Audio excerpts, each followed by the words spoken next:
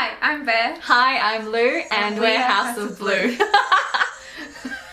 Where we are. That's where we are. So, welcome to episode 1 of BLU Review. So, today we're reviewing the Netflix series She-Ra and the Princesses of Power. If you haven't watched it, please do. It's glorious.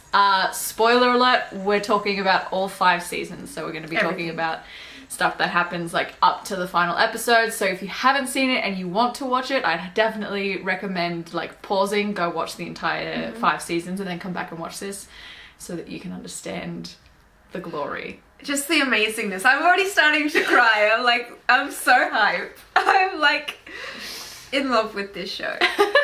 Cool. So if you haven't gathered already, we kind of loved it. Yeah. Overall, it was phenomenal. We've both just followed 20,000 She-Ra fan pages now because we were like, I need more content. I spent like hours last night and the night before just on Tumblr, just on the feeds, going through the fandoms, reading the fanfics, and I'm just like, I need more content. Fan art is a blessing. Yes. So basically, it's a remake of an 80s series, She-Ra, the Princess of Power. This new series was written by Noelle Stephens and was produced by DreamWorks. So it's classified as like a fantasy, magical girl, action, adventure, sci-fi. Just everything, Everything. really. So the opening theme song is a song called Warriors by Alia Rose, and I've had it on repeat for days now. Because every time it plays, like without fault, I was just like vibing to the music. It doesn't matter if the previous episode ended with me like in tears. I'd still be like, yeah, let's get going, guys. I love the song. It just hits. I've not gotten sick of it yet. Like, you know, normally in Netflix it pops up and it's like skip intro and you're like, yup, not once. We did not skip the intro once. We just vibed. It's like 11:30 at night. We'd been watching it for like 6 hours and we're like, Keep yes, going. another again. So basically, Adora, she fights for this colony called the Horde, and she and Katra, her best friend at the time, complicated relationship that one is. Oh boy. They steal a ship. Adora falls off the ship. She finds a sword. She goes out later to find the sword that she found, and it turns her into She-Ra, who's like an 8-foot Amazonian glamazon crown princess with a sword. You get your like Sailor Moon transformation every time she goes to She-Ra. You hear like for the honor of Grayskull and you're like, yes! And there's other princesses and they all have to fight together. There was a princess alliance before, but it's split. So season 1's kind of like rallying all the princesses again. To fight the Horde. To fight the Horde. So the Horde are kind of invading Etheria and the princesses are like, not today. Nope. And you would think with such a simple premise it would get dull really quick, but every season managed to have something new and something different, and it was never, oh, I'm just going to use the magic of the sword and She-Ra and I'm going to annihilate everyone. It was always, there was always some new issue. It never felt repetitive. It never got dull. You were always just like, oh, what's the squad going to do now? You can't just pick and choose which episodes you want to watch. You have to watch it. You have to watch it all in sequential order. Things specifically that we liked about the series, this was tricky to narrow down because we couldn't just be like, everything. We made a template and there's like a part where it's like things we didn't like and we were like, we need more space. Just cross it out. That can fit in one sentence. It's fine. The biggest thing, I don't know about you, but the biggest thing for me is just the diversity that this show has. But at the same time, it's not like, oh, look at how diverse I am. They're just like, this is just the world. You have all sorts of genders, sexes, races, body types. The biggest thing is like you have like lizard people and goat people and cat people, but it's never talked about. That's just who and they're they not are. separated. No. Like they're already all mixed and everything in all the different areas of Etheria. And that's just what the world is. It's gorgeous. It's It's a masterpiece. small details. So foreshadowing. Big thing for me was the opening sequence. As relationships and as people's allegiances changed, the opening sequence changed. Like I remember the first time I noticed it was Scorpia. In the season where Scorpia starts kind of drifting away from the Horde. instead of in the opening sequence being all like, yeah, I can't wait for this, she's like eyes downcast, looking away, and I'm like, some tea is gonna happen with Scorpia. But I remember you just like stopped it and you were like, wait a second, did you see her face? Rewind. I was just like, my bean. But it never gave it away explicitly. Like, you never knew what it meant until the last episode of the season. Character development was something that was done so well, not just per season, but over the whole thing. Like, for starters, the character development they did in like 13 20-minute episodes of season 1 was ridiculous. And then by the time you reach season 5, you're like, of course, this is the only way it could have ended up. There was no other way that this could have ended. Yeah. I'm so satisfied with the ending. All the ships. Like, the last season and the first season are my favourites. Like, I love the middle as well. It's just some trouble with season 4, but that's fine. But, like, season 5 just mirrored season 1 in so many elements. Just, like, even, like, foreshadowing and positioning and the actual frames of the show matching in season 5, and the character development. Like, there's a promise that we see young She-Ra, young Adora and young Catra make in season 1, and then we see that resurface in season 5, and I was just like, the circle is complete. Yes. The comedic relief as well throughout, like, it balanced serious moments and comedic moments so perfectly. Like, you never felt like, oh, that was a bit of an inappropriate place for a joke, or like, oh wow, this is really heavy, or oh, this is so funny, it lacks depth. It was just so perfectly woven together that you were like, why am I laughing and crying 2 seconds apart? What the hell? I don't even know what's happening with my face. Character-wise, there's so many just phenomenal characters. Every character has depth. There's not a single character where you're like, oh, that's pretty surface level. Even a character that's only there for like a season or a season and a half gets that plot line and gets that depth, and they're still such a well-rounded character. Even in like 2 episodes, Huntara, just like... I would die for her. I just want her to step on me. Favourite characters. So your top 2? My top 2 are Scorpia and Entraptor, because Scorpia is a bean. She's just the Hufflepuff, and my inner Slytherin is just like, must protect at all costs. And then Entraptor is just like, I love strong female princess character, is in love with science, and is so she's the out of every character, she's the most technologically advanced. And at the end in season 5 as well, she comes full circle in her character arc, when they're just like, you don't even care about saving Glimmer, and she's like, I know I'm not good with like friendships. Why do you have to bring it up? Because it's like on repeat in my head. I can't get over it. She's just like, all I know is tech. And then she runs off and she's like, I'm getting you that signal no matter what. And I'm just like, yeah, you are. Like, I'm a little invested in her as well. A little bit, wow. Yes. Whereas my top 2 are Bo, because he's just such a bean. He's so... Everyone loves Bo. He's just so sweet and so caring, and like... Of all the characters in the show, there's not a lot of male characters, and he's probably the most prolific male character. Is that what I was saying? Yeah, prolific male character. And he just punches toxic masculinity in the face, hey. And then my second favourite is Double Trouble, because when they first appeared, I was like, this is everything.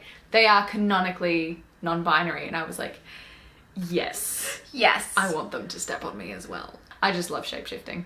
And so a little evil shapeshifting being was perfect. And, you know, so many like villain characters get redemption arcs. Like, you know, you look at Shadow Weaver and even Hordak, they kind of get redeemed a little bit. Double Trouble's not necessarily evil, but they're not necessarily good, and that doesn't change. By the end of the series, they're still like, oh no, I'm just doing whatever's best for me. Whoever pays the highest price, that's who I'm gonna help. The winning side. Yeah, exactly. Least favourite characters. Least favourite characters. This isn't even least favourite, it's just like we love you a little bit less than everyone else. Yeah. Like, my least favourite character... Well, we all agree that Horde Prime is like a dickhead. But that's just the obvious choice. He's like the main villain. I just wanted to be a bit Italian for a second. But my least favorite character is King Micah, which is Glimmer's dad. But he's just, and I think it may be over time if there was more content, but like the little content we did see, he didn't get to interact with Glimmer. And so he was just kind of like, there. oh, yeah, he was just kind of there. Although like him just, trying to be dad to Froster was cute. yeah. Like I said, it's literally like, we just love you. Just we still a little love bit you, less. but we just love you a little bit less than... Whereas mine is Aunt Casta Speller. Again, lovely character, like I still love her, but she just irked me a bit. A big thing that we liked with She-Ra was all the parental figures were flawed. Yeah. They all had problems. Yeah, there wasn't a single one that was perfect. Like even Beau's parents, you could see they had friction, you know, like personality things. They still like loved each other, you know, it wasn't anything abusive or anything like that, but just that it was never like, oh yeah, we're perfect family now kind of thing. Yeah. Which I think is like great because it mirrors realistic exactly. family dynamics. Yeah, and in a way that like young people watching the show could understand it. So not only does it tackle diversity, it also tackles issues that young people could experience and not realize what it is. So like gaslighting, mental, emotional, physical abuse, things that you might not clock. And things that the characters were, like, I noticed were very quick to, like, pick up on. There was a lot of times with Shadow Weaver and Catra, where Catra would actually step up and be like, I'm not gonna let you tell this narrative about me. And I was just like, yes! Yeah. Yes. Yeah, so tell not her. just being like, these are terrible people and terrible things that can happen, but also being like, you have the strength to Stand up. overcome it. And that was a big thing as well. Every character went through their phase of like, I'm so reliant on my powers, I'm so reliant on the sword, I can only do things if I have the sword and my powers, and then ultimately finding the strength within themselves. Yeah. So again, running that narrative of like, you don't need other things to make you special. What is you and what is uniquely you makes you special and makes you powerful. And I'm like, that's just, don't cry. That's just such a like strong message for young people or 23-year-olds to receive. I'm just thinking when you said that of Entraptor's quote where she's just like, imperfections are perfection. The art style, it was very simple, which is what made it so good. Because, and I noticed because I was using the She-Ra art style to do like fan art of Lou and I. We will post this to our Instagram. Cosplaying like our favourite characters, so Beau and Scorpia. But I noticed even while drawing it out myself, they're just solid colours. There's a little bit of shadowing, but only one colour of shadowing. So it's just very monotonous, sometimes two-tone. But then the fluidity of some of the sequences in the fighting was just like, oh, it was just so good. And the facial expressions as well. The facial expressions were always moving. The mouth... Very reminiscent of anime sometimes. Yeah, yeah. But like the whole face, because sometimes it's just the mouth moving. And as like an artist, I'm just like, you were lazy. The character styles, the actual characters themselves, the different shapes that we used in the bodies, in the faces. The lore of the world. So half the reason you keep watching after season 1, not just because you love everyone, is that there's so much lore in the world and so much world building that's done that you're sitting there like, I need to know more. So detailed, and they tell you everything about it without telling you, if that makes sense. It's just slowly revealed, and it makes sense when it's revealed. Yeah, it never feels like, oh, we better give them some context here or they're not going to understand. It's like a, no, now is the time for you to know what this truly means, and you're always like, oh my god, finally it makes sense.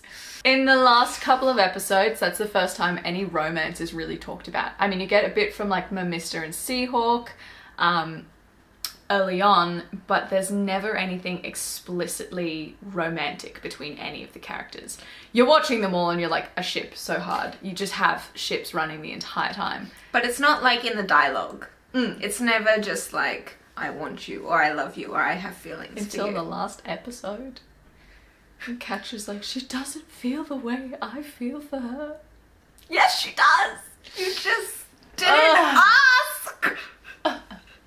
basically in like the last 2 episodes, all these ships come together, but in just such subtle ways. Like, what just made me want to throw myself off a balcony was Bo and Glimmer are like, all right, yes, final battle, let's go. All right, we're here. I'm going to go do this. You're going to go do that. They're like in the middle of their battle plans, which is what their whole friendship has always been. It's been them doing missions together.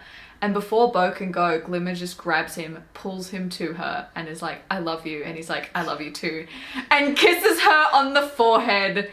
It's the forehead kiss that broke me. And they do that, and then they go off and they kick ass, and I was just like, goals.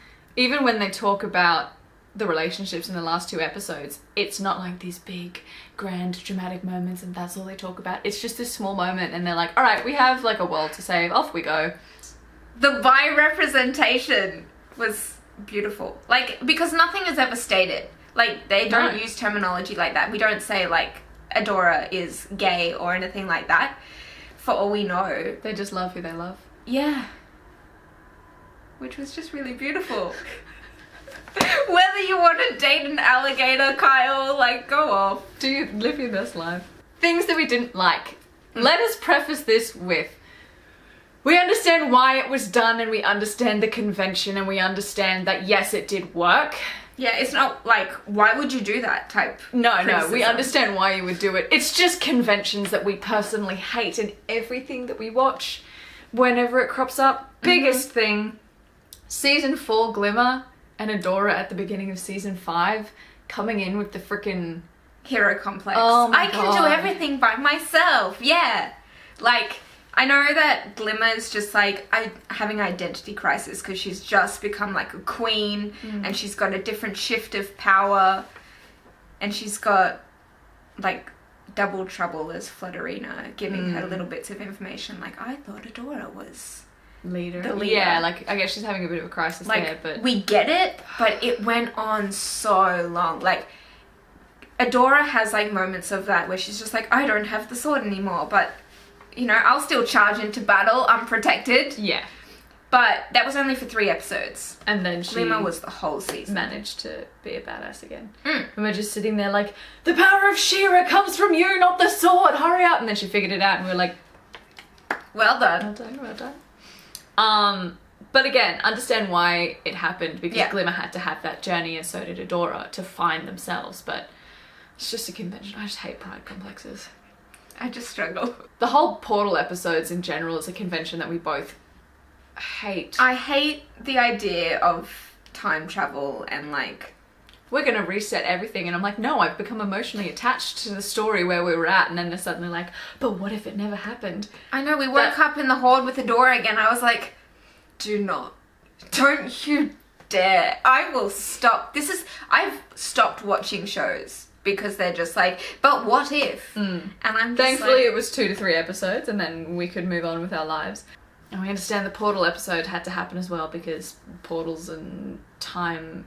That's like the whole story arc of the portal. Hordak wants to open a portal. So a portal had to be opened at some point. And we knew it was going to mess with things.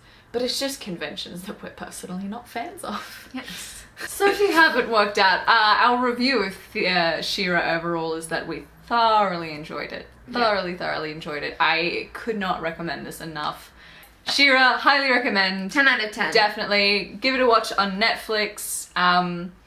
It's seriously just such a phenomenal series. There's so much in there, so much that's talked about that's rarely talked about. If there is ever anything you guys want us to review on Blue Review, books, TV shows, movies, anything like that, chuck them in the comments down below and we will check them out.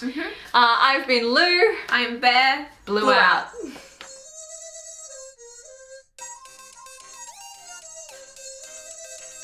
Mara! We're gonna win in the end! Yes! Such good time. So good. Such good time. I don't know why I have that playing on the loop in my head in a recorder.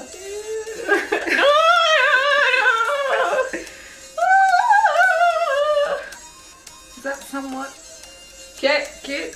Yeah. Nice.